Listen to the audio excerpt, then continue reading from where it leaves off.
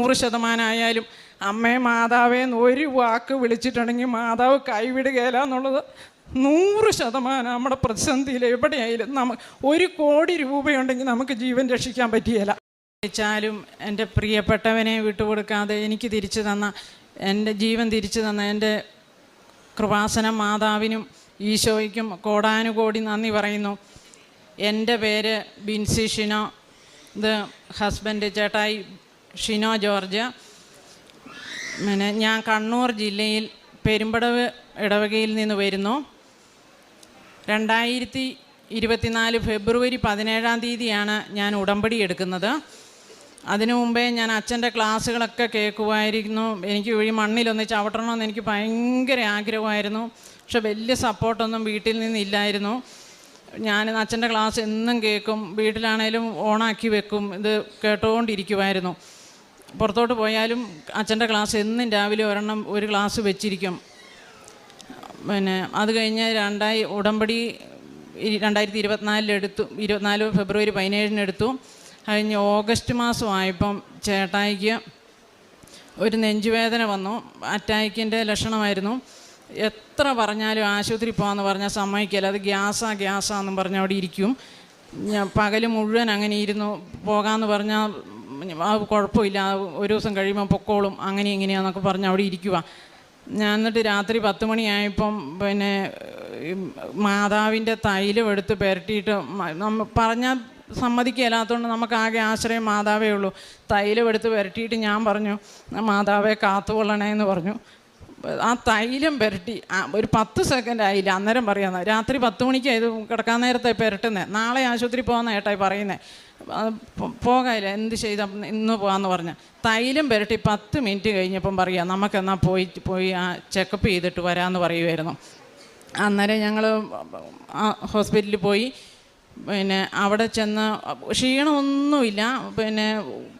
ജങ്കിന് ചെറിയൊരു വേദന അതേ ഉള്ളൂ, വേറെ അല്ലാത്തൊരു ക്ഷീണമൊന്നുമില്ല. ഹോസ്പിറ്റലിൽ ചെന്ന് അവിടെ ചെന്നിട്ട് അവർ ഡ്രോപ്നിയിൽ നിന്നുള്ള ടെസ്റ്റ് നടത്തി. അത് ടെസ്റ്റ് നടത്തി കഴിഞ്ഞപ്പം 0.1 ഒക്കെയാണ് സാധാരണ ഉള്ളൂ. ഇത് 0.8 ആയിരുന്നു, ഹൈ ലെവലായിരുന്നു. 100% ബ്ലോക്ക് അതുപോലെ കൂടുതലായിരുന്നു. അന്നേരം തന്നെ അവിടുന്ന് ആൻറ്റിയോപ്ലാസ്റ്റി ചെയ്തു. അന്നേരം ഡോക്ടർ ഇവിടുന്ന് പറയുന്നുണ്ട്, ഇതിന് മുമ്പ് കുറച്ച് മണിക്കൂറുകൾക്ക് മുമ്പ് സൈലൻ്റ് അറ്റാക്ക് വന്നായിരുന്നു, അത് അതികഠിനമായിരുന്നു എന്ന് പറയുന്നുണ്ട്. അത് പറഞ്ഞു കഴിഞ്ഞപ്പം ചേട്ടായി പറയുന്നുണ്ട്, തലേദിവസം എനിക്ക് വേദന വന്നായിരുന്നു, ഭയങ്കര വേദനയായിരുന്നു.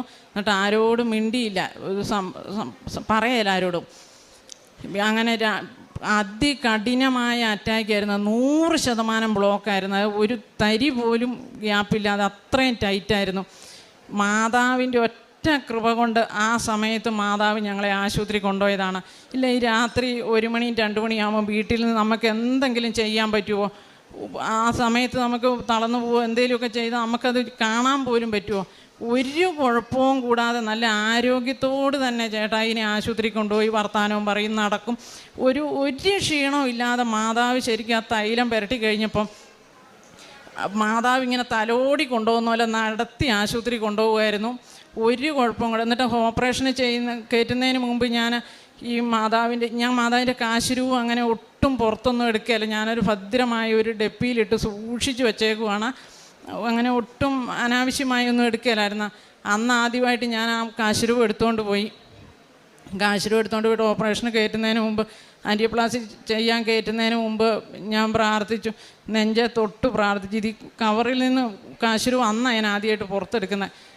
തൊട്ട് പ്രാർത്ഥിച്ച് എനിക്കും പിള്ളേർക്കും തിരിച്ചു തന്നേക്കണം, കാരണം എനിക്ക് ആരുമില്ല, എനിക്കും പിള്ളേർക്കും ആരുമില്ല, ചേട്ടായിനെ എനിക്ക് തിരിച്ചു തന്നേക്കണം, ഒരു കുഴപ്പവും വരുത്തരുത്, ക്ഷീണം പോലും വരുത്താതെ എനിക്ക് തിരിച്ചു തന്നേക്കണമെന്ന് ഞാൻ പ്രാർത്ഥിച്ചു.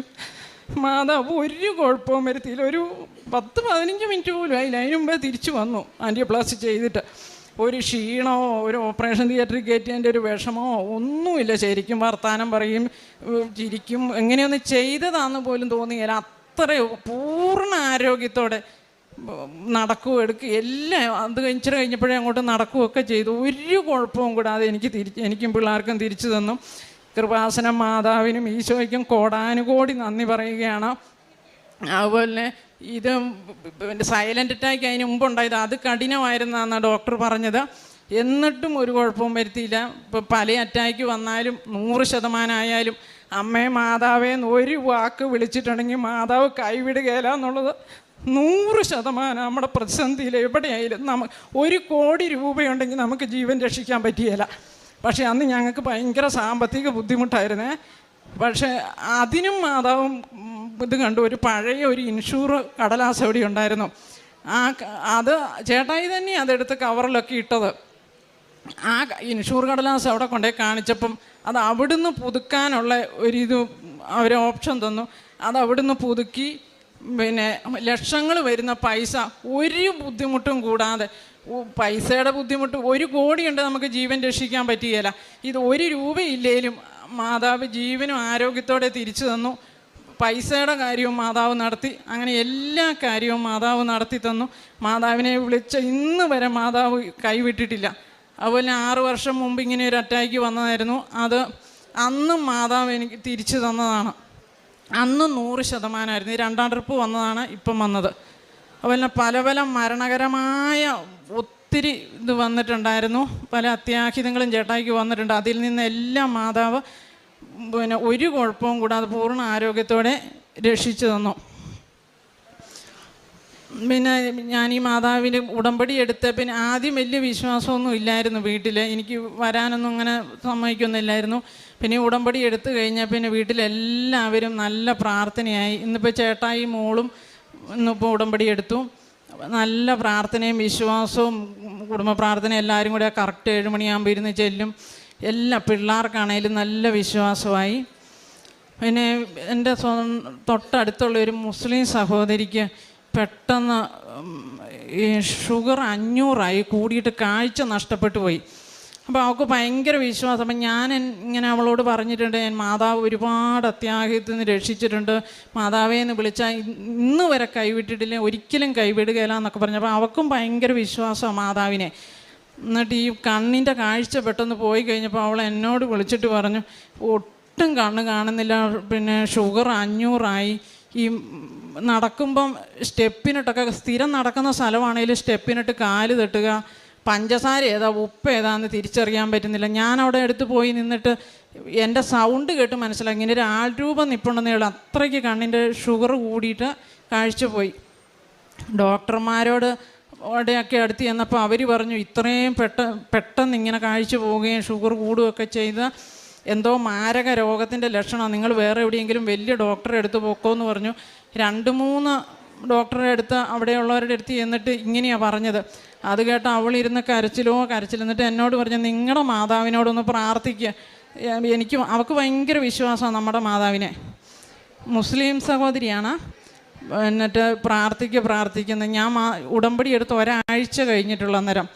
അപ്പം മാതാവ് പ്രാർത്ഥിച്ചാൽ കേൾക്കുമെന്ന് എനിക്ക് 100% ഉറപ്പ്. അപ്പോൾ ഞാൻ മാതാവിനോട് പറഞ്ഞു, ഞാനിങ്ങനെ വേറൊരു ആളുടെ അടുത്താണ് പോകുന്നത്, മാതാവിൻ്റെ കൂടെ വന്നേക്കണം, ഇനിയിപ്പം അതുകൊണ്ട് ഒന്നും കുഴപ്പം വരില്ല, ഞാൻ പ്രാർത്ഥിക്കാൻ പോവുക എന്നൊക്കെ പറഞ്ഞിട്ട് പോയി.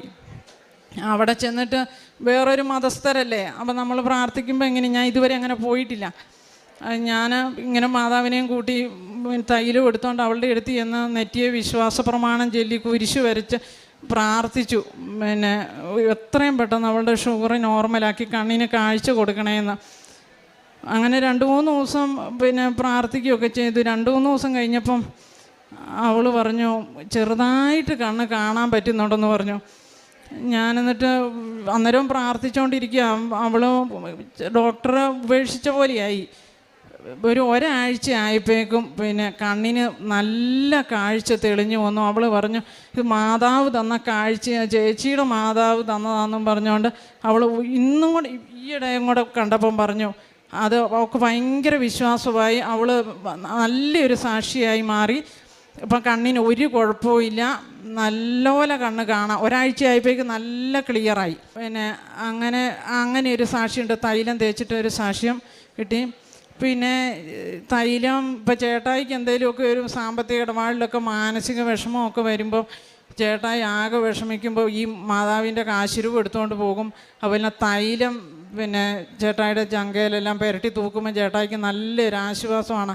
ആ പ്രശ്നങ്ങൾക്കെല്ലാം ഒരു പരിഹാരം മാതാവ് കാണിച്ചു തരും പല കാര്യങ്ങൾക്കും. അതുപോലെ പിന്നെ ഞാനൊരു സ്കൂട്ടി പഠിക്കാൻ നോക്കി, എനിക്ക് ഒട്ടും പഠിക്കാൻ പറ്റുന്നില്ലായിരുന്നു. എന്ത് ചെയ്താൽ ഓടിക്കാൻ പറ്റുന്നില്ല. ഞാൻ ഈ രാവിലെ തൈലം തേച്ച് നെറ്റിയിലൊക്കെ വരച്ച് പ്രാർത്ഥിച്ചൊക്കെ ആണല്ലോ എന്നും തുടങ്ങുന്നത്. എന്നിട്ട് ഞാൻ പറഞ്ഞു, എന്നെ എങ്ങനെയും ഒന്ന് പള്ളിയിലെത്തിക്കാമെങ്കിൽ ഞാൻ 1 മാസം പള്ളിയിൽ പൊക്കോളാം, എന്നെ ഒന്ന് പള്ളിയിലെത്തിക്കണമെന്ന് പറഞ്ഞ്. പിന്നെ എനിക്ക് അത്രമേ ഇത് പഠിക്കാൻ പറ്റുന്നില്ല. അങ്ങനെ ഞാൻ പ്രാർത്ഥിച്ച് കുറച്ച് ദിവസം കഴിഞ്ഞപ്പോൾ ഇത് തന്നെ ഉരുട്ടി അതുപോലെ പഠിക്കാൻ പോയിട്ടാണെങ്കിലും ഒരിടത്ത് പോലും വീഴാതെ, എന്നെ വീഴ്ചക്കല്ല മാതാവേന്ന് ഞാൻ പ്രാർത്ഥിച്ചു. എല്ലാവരും ഇങ്ങനെ തെറിച്ചു പോയി വീഴും, ഒരിടത്ത് പോലും വീഴാതെ. എങ്ങനെയാണെന്ന് എനിക്കറിയത്തില്ല, എല്ലാവർക്കും അതിശയ. പിന്നെ ഞാനത് പഠിച്ചെടുത്തു. ഞാനതുകൊണ്ട് ഇപ്പോൾ എന്നും പള്ളിയിൽ പോവും. പിന്നെ നല്ല വൃത്തിക്ക് മാതാവിൻ്റെ അടുത്ത് ഞാൻ പള്ളിയിൽ പോകും. 1 മാസം നന്ദിയായിട്ട് ഞാൻ പള്ളിയിൽ പോവുകയും ചെയ്തു. പിന്നെ ഒരു ചെറിയൊരു സാമ്പത്തിക ഇഷ്യൂയൊക്കെ ഉണ്ടായിരുന്നു. അതൊക്കെ ഇങ്ങനെ മാതാവെല്ലാം തരണം ചെയ്ത് കൊണ്ടുപോയിക്കൊണ്ടിരിക്കുവാണ് ഇപ്പോഴും. ഞാൻ ഇതിലെഴുതിയപ്പോൾ ഞാൻ ഒരു ചെറിയൊരു വരുമാനം എന്തെങ്കിലും എഴുതണം. ഞാൻ എപ്പോഴും ഓർക്കും, എപ്പോഴും ഈ ചേട്ടായിയോട് ചോദിക്കണം, എനിക്ക് ഈ കാരുണ്യ പ്രവൃത്തി ചെയ്യാനോ ആർക്കെങ്കിലും എന്തെങ്കിലും കൊടുക്കാനോ എനിക്ക് വലിയ മനസ്സിനൊരു സന്തോഷമാണ്. നമ്മളുടെ ചെയ്തില്ലെങ്കിലും വേറൊരാൾക്ക് കൊടുക്കുന്നത് എനിക്ക് ഭയങ്കര ഒരു ഇഷ്ടമാണ്, സന്തോഷം. അത് കൊടുക്കുമ്പോൾ ഞാൻ പറയും, സ്വന്തമായിട്ട് എന്തെങ്കിലും ഒരു കുഞ്ഞു വരുമാനം എനിക്ക് തരണേന്ന് എപ്പോഴും ഇവരോട് ചോദിക്കാൻ. ഞാൻ പറഞ്ഞു, മാസം എനിക്കൊരു 1000 രൂപയുടെ മതി, ഒത്തിരി വലിയതൊന്നും വേണ്ട, നമുക്കൊരു ചില്ലറ കാര്യങ്ങളൊക്കെ നടത്തി നമുക്ക് ഇച്ചിരി കൊടുക്കണേലും അങ്ങനെയൊക്കെ ചെയ്യാൻ വേണ്ടിയിട്ട്. ഏതായാലും ഞാൻ എന്നിട്ട് ഒരു വിശ്വാസം ഉണ്ട്. പക്ഷേ അച്ഛനിവിടെ ക്ലാസ്സിൽ പറയുമല്ലോ, മാതാവിൻ്റെ കയ്യിൽ എല്ലാം ഉണ്ടെന്ന്. വയസ്സ് 40 കഴിഞ്ഞതാണ്, ഇനി എന്ത് ജോലി കിട്ടാനാണെന്ന് ഞാൻ തന്നെ ഇങ്ങനെ പറയും. എന്നാലും അച്ഛൻ പറയാം, മാതാവിൻ്റെ കയ്യിൽ എല്ലാം ഉണ്ടല്ലോ എന്ന്. ഞാൻ ഇങ്ങനെ പ്രാർത്ഥിച്ചുകൊണ്ടിരുന്നു. ഏതായാലും കുറച്ച് ദിവസം കഴിഞ്ഞപ്പോൾ എനിക്കൊരു ഫോൺ കോൾ വന്നു. അത് ഇങ്ങനെ ഒരു ജോലി സംബന്ധമായൊരു കോളായിരുന്നു. ഞാൻ അവരോട് ചോദിച്ചു, ഇങ്ങനെ ഇത് കൂട്ട് നമുക്കും കിട്ടുമോ. ഏതായാലും അതെല്ലാം ശരിയായി. നമ്മുടെ അടുത്ത നാട്ടിൽ വീട്ടിലിരുന്ന് ചെയ്യാവുന്ന, നമ്മുടെ വീട്ടുപണിയും ചെയ്യാം, ഇങ്ങനെ ചെയ്യാം. 1000 രൂപയെ ഞാൻ ചോദിച്ചുള്ളൂ മാസം. അത് പിന്നെ ഇപ്പം ആദ്യം എനിക്ക് ആദ്യത്തെ മാസമൊന്നും ചെയ്യാൻ പറ്റിയില്ല. അത് നമ്മൾ ചെയ്യുന്ന പോലെ അതിന് കിട്ടുന്നത് 100 രൂപ 500 രൂപയ്ക്ക് ആദ്യത്തെ മാസം കിട്ടി. എന്നിട്ട് ഈ കഴിഞ്ഞ മാസം എനിക്ക് 3100 രൂപ കിട്ടി. അതിൽ 2000 രൂപ ഞാൻ ഈശോയ്ക്കും മാതാവിനുമായിട്ട് ഞാൻ പള്ളിയിൽ കൊണ്ടുപോയി കൊടുത്തു. ബാക്കി എനിക്കിങ്ങനെ കാരുണ്യ പ്രവർത്തികളും ചെയ്യണം. ആദ്യത്തെ മാസത്തെ ഇത് ഏതായാലും ഒരു പ്രതീക്ഷയില്ല. ഒരു തൊഴിലും 10 രൂപയുടെ നമുക്ക് കിട്ടുകയെന്ന് വിചാരിച്ചെടുത്ത് മാതാവ് എനിക്ക് ഇപ്പം ആദ്യത്തെ ശമ്പളം 3000 തന്നു. നമ്മളത് തൊഴിൽ കൂടുതൽ സമയം വർക്ക് ചെയ്യുവാണെങ്കിൽ, വീട്ടിലിരുന്ന് വർക്ക് ചെയ്യുവാണെങ്കിൽ നമുക്കത് പിന്നെ എത്ര വേണേ ഉണ്ടാക്കാം. അങ്ങനത്തെ എനിക്ക് അതിനുള്ള സാഹചര്യം കുറവാണ്, അതുകൊണ്ടാണ്. എന്നാലും ചുമ്മാ ഒന്ന് ഞാൻ ചോദിച്ചിട്ട് ആ മാതാവ് എനിക്ക് തന്ന്, അത് ഞാൻ സാക്ഷ്യപ്പെടുത്തുകയാണ്. പിന്നെ കാരുണ്യ പ്രവർത്തികൾ പണ്ടേ ഞാനിങ്ങനെ കാരുണ്യ പ്രവൃത്തി ചെയ്യുന്ന എനിക്കൊരു സന്തോഷമായിരുന്നു. വലിയ താല്പര്യമൊന്നും ഇല്ലായിരുന്നു ചേട്ടായിക്കൊക്കെ. പിന്നെ ആർക്കെങ്കിലും എന്തെങ്കിലും കൊടുക്കുമ്പോൾ ഭയങ്കര സന്തോഷമായിരുന്നു. ഇപ്പം ആ താല്പര്യം ഇല്ലാതിരുന്ന ചേട്ടായി ഞാൻ പറയാതെ തന്നെ അനാഥാലയത്തിലൊക്കെ പോകുമ്പം ഞാൻ പിന്നെ ഡ്രസ്സ് അലക്കി കൊടുക്കാനൊക്കെ ഓൾഡ് ഏജ് ഹോമിൽ കൂടെ പോകുമായിരുന്നു. പിന്നെ അവിടെ അവരെ സഹായിക്കാനും ഒക്കെ ആയിട്ട് പോകുമായിരുന്നു. ഇപ്പം ചേട്ടായിയും വരും, പറയാതെ തന്നെ ചേട്ടായി ചാക്കുംപിടി അരിയും പിന്നെ അങ്ങനത്തെ സാധനങ്ങളെല്ലാം, പഞ്ചസാരയും അങ്ങനത്തെ ഒക്കെ. പണ്ട് വലിയ താല്പര്യം ഇല്ലായിരുന്ന ആളിപ്പോൾ പറയാതെ തന്നെ അതെല്ലാം ചെയ്യും. കാരുണ്യ പ്രവൃത്തികൾ അങ്ങനത്തെ ചെയ്യുന്നുണ്ട്. പിന്നെ പിന്നെ അത് കഴിഞ്ഞ് ആത്മീയ ജീവിതം എന്ന് പറഞ്ഞാൽ, പിന്നെ ഞാൻ പണ്ടേ ഇങ്ങനെ മാതാവ് എൻ്റെ കൂടെയുള്ളതായിട്ട് തോന്നുന്നുണ്ട്. എന്ത് ചോദിച്ചാലും മാതാവ് ഇത് അതികഠിന സഹനങ്ങൾ വരുമ്പോഴും ആ കൂടെ നിന്ന് സഹിക്കാനുള്ള ശക്തി മാതാവ് എനിക്ക് തരാറുണ്ട്. എല്ലാം തടസ്സമാണേലും ആ തടസ്സമെല്ലാം മാറ്റി മാതാവ് പിന്നെ എൻ്റെ കൂടെ നടക്കുന്നതായിട്ട് തോന്നിയിട്ടുണ്ട്. ഇപ്പം വീട്ടിലെല്ലാവരും നല്ല പ്രാർത്ഥനയാണ്. ഞാൻ അരമണിക്കൂർ എന്തായാലും ബൈബിൾ വായിക്കുന്നുണ്ട്. പിന്നെ ബൈബിൾ വചനം എഴുതും. യേശയ്യ 4:45, 2:3. ഞാൻ നിനക്ക് മുൻപേ പോയി മലകൾ നിരപ്പാക്കുകയും പിച്ചളവാതിലുകൾ തകർക്കുകയും ഇരുമ്പോടാമ്പൽ ഒടിക്കുകയും ചെയ്യും. നിന്നെ പേര് ചൊല്ലി വിളിക്കുന്ന ഇസ്രായേലിൻ്റെ കർത്താവായ ദൈവം ഞാനാണെന്ന് നീ അറിയേണ്ടതിന് അന്ധകാരത്തിലെ നിധികളും രഹസ്യ ധനശേഖരവും ഞാൻ നിനക്ക് നൽകും. ആ വചനം ഞാൻ എന്നും കുറേ നേരം വായിക്കും. 91 സങ്കീർത്തനം വായിക്കും. പിന്നെ എൻ്റെ ദൈവം തൻ്റെ മഹത്വത്തിൻ്റെ സമ്മനതയിൽ നിന്ന് യേശുക്രിസ്തു വഴി നിങ്ങൾക്ക് ആവശ്യമുള്ളതെല്ലാം നൽകും. ഫിലിപ്പി 4:19 ദൈവത്തിനൊന്നും അസാധ്യമായില്ല, ലൂക്ക 1:30. ഇതൊക്കെ ഞാൻ 1000 പ്രാവശ്യമോ 500 പ്രാവശ്യമൊക്കെ ഇങ്ങനെ വചനം എഴുതുമായിരുന്നു, പ്രാർത്ഥിക്കുകയും ചെയ്യുമായിരുന്നു. അങ്ങനെ അത് കണ്ട് പിള്ളേരും ചേട്ടായും ബൈബിൾ വായിക്കുകയും പിന്നെ വചനം എഴുതുകയൊക്കെ ചെയ്യും. പിള്ളേരാണേലും 3 പേര് നല്ല വിശ്വാസത്തിലാണ്. മോള് BSc നേഴ്സിങ്ങിന് പഠിക്കുന്നു, 8ൽ പഠിക്കുന്ന മോനുണ്ട്, 4ൽ പഠിക്കുന്ന മോനുമുണ്ട്. അവരൊക്കെ നല്ല പ്രാർത്ഥനയും വിശ്വാസവും. എന്നാ പ്രതിസന്ധി വന്നാലും ആ ചെറിയ കൊച്ചൊക്കെ പറയും മാതാവ് കാത്തോളും, ഈശോ കൈവിടുകയില്ല. അങ്ങനെ ഒരു വിശ്വാസം പിള്ളേർക്ക് എല്ലാവർക്കും ആയി. പിന്നെ പത്രം ഞാൻ എല്ലാവരും പറയും പത്രം കൊടുക്കുന്നത് എങ്ങനെയാണ് കൊടുത്തു തീർക്കുന്നതെന്നൊക്കെ. പക്ഷേ എനിക്ക് ആദ്യത്തെ പ്രാവശ്യം 1 കെട്ട് പത്രം കിട്ടിയിട്ട് അത് എങ്ങനെ പെട്ടെന്ന് കൊടുത്ത് തീർത്തു. അന്നേരം ഒരു കെട്ട് പത്രം കൊടുക്കുന്ന ഒരു ഭയങ്കര മാനസിക ആനന്ദമാണ്. ഈ ഉടമ്പടി എടുത്തപ്പോൾ തൊട്ട് തന്നെ ഭയങ്കര ഒരു സന്തോഷമാണ് നമുക്ക് ആ ഉടമ്പടിയിലെ കാര്യങ്ങൾ ചെയ്യാൻ. എന്നാ സങ്കടം ഉണ്ടെങ്കിലും പ്രതിസന്ധി ഉണ്ടെങ്കിലും അതിനപ്പുറം ഒരു പ്രത്യേക ഒരു സന്തോഷമാണ്. ഞാൻ ഇടയ്ക്കെല്ലാം പത്രം മേടിച്ചിട്ട് വേറെ ആരെങ്കിലും പോകുന്നുണ്ടെങ്കിൽ പത്രം മേടിച്ചിട്ട് കൊടുക്കുമായിരുന്നു. പുതുക്കി ഇപ്പം 3 കെട്ട് പത്രം കിട്ടി. അതിൻ്റെ കൂടെ ഞാൻ 1 കെട്ട് കൂടെ മേടിച്ച് 4 കെട്ട്. അപ്പോൾ ചേട്ടാ ചോദിച്ചത് എങ്ങനെ കൊടുത്തു തീർക്കുമെന്ന്. എനിക്കറിയത്തില്ല. ആ 4 കൂട്ട് കൊടുത്തിട്ടും എനിക്ക് തികഞ്ഞില്ല. എനിക്ക് ഇച്ചിരി കൂടെ വേണമായിരുന്നു തോന്നുന്നു. അത് എല്ലാവർക്കും ആവശ്യമെന്ന് തോന്നുന്നവർക്കും പ്രത്യേകം നോക്കി വേണ്ടവർക്കും രോഗികളായവർക്കും വിശ്വാസത്തിലോട്ട് വരേണ്ടവർക്കും ഒക്കെ ഞാൻ ആ പത്രം വിശ്വാസ പ്രമാണം ചൊല്ലി ആ പത്രം കൊടുക്കുമായിരുന്നു. അങ്ങനെ കാരുണ്യപ്രവർത്തികളും പത്രമൊക്കെ അത് ഭയങ്കര ഒരു മാനസിക. പിന്നെ വിശന്ന് വരുന്നവർക്ക് അങ്ങനെയുള്ളവർക്ക് ഭക്ഷണം പൊതിച്ചോറായിട്ട് അനാഥാലയത്തിലൊക്കെ പൊതിച്ചോറ് കൊടുക്കുമായിരുന്നു. അങ്ങനെ എവിടെ ആർക്ക് എന്തെങ്കിലും സഹായം തോന്നി, ചിലപ്പം നമ്മുടെ ഈ 100 രൂപ കാണുള്ളൂ, ഇല്ലേ 200 രൂപ കാണുള്ളൂ, അത് 200 കൊടുത്താലും മാതാവ് എനിക്ക് സഹായത്ത് തരും എന്നുള്ളൊരു ചിന്തയായിരുന്നു. അതേപോലെ ഒന്നെങ്കിൽ എനിക്ക് ആവശ്യം വരികയില്ല, ഇല്ലെങ്കിൽ ആ ആവശ്യമാകുമ്പോൾ മാതാവ് എൻ്റെ ഈ പൈസ തരും. ഇപ്പം 500 രൂപ നമ്മൾ 500 ഉള്ളല്ലോ, അതിൻ്റെ 200 കൊടുക്കാമെന്നല്ല, അത് 500 തന്നെ കൊടുത്താലും ആ സമയത്ത് മാതാവ് എനിക്ക് കൊണ്ടുവന്ന് പൈസ തരും എന്നുള്ളതാണ്. എന്തെങ്കിലും ആവശ്യം വരുമ്പോൾ അതൊരു പ്രത്യേക സന്തോഷമാണ് നമ്മളത് കൊടുക്കുമ്പം. ഈ ഉടമ്പടി എടുത്തു കഴിഞ്ഞതിൽ പിന്നെയാണ് എനിക്കിങ്ങനെ ഒത്തിരി സന്തോഷമായി. ഇങ്ങനത്തെ മറ്റു പല പ്രതിസന്ധികളും വിഷമങ്ങളും ഒക്കെ ഉണ്ടെങ്കിലും ഒരു മാനസിക ആനന്ദം ഉണ്ടായിരുന്നു ഈ ഉടമ്പടി എടുത്തത് കഴിഞ്ഞ്. പിന്നെ എല്ലായ്പ്പോഴും തൈലവും ഉപ്പും ഉപയോഗിക്കും, പിന്നെ കാശുരൂപം. എന്ത് വിഷമം വന്നാൽ എന്തിനാണേലും ചേട്ടായി ആണേലും ഈ കാശുരൂപം കൊണ്ടുപോകും. അങ്ങനെ എല്ലാത്തിനും കൃപാസനം മാതാവിനും ഈശോയ്ക്കും കോടാനുകോടി നന്ദി പറയുകയാണ്.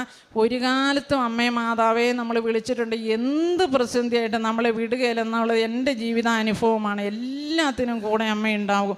ഇനി എന്നും മാതാവിൻ്റെ പ്രത്യക്ഷീകരണ സാക്ഷിയായി കുടുംബം മുഴുവനും യേശുവിൽ വിശ്വസിച്ച് നല്ല രീതിയിൽ ജീവിച്ചു പോകണം. എല്ലാവരും ഇപ്പം നല്ല കുടുംബത്തിൽ മൊത്തം എല്ലാവരും പ്രാർത്ഥനയും പരോപകാര പ്രവൃത്തിയും എല്ലാം നല്ല ഇതായിട്ട് ചെയ്യുന്നുണ്ട്. എല്ലാത്തിനും മാതാവിനും ഈശോയ്ക്കും കോടാൻ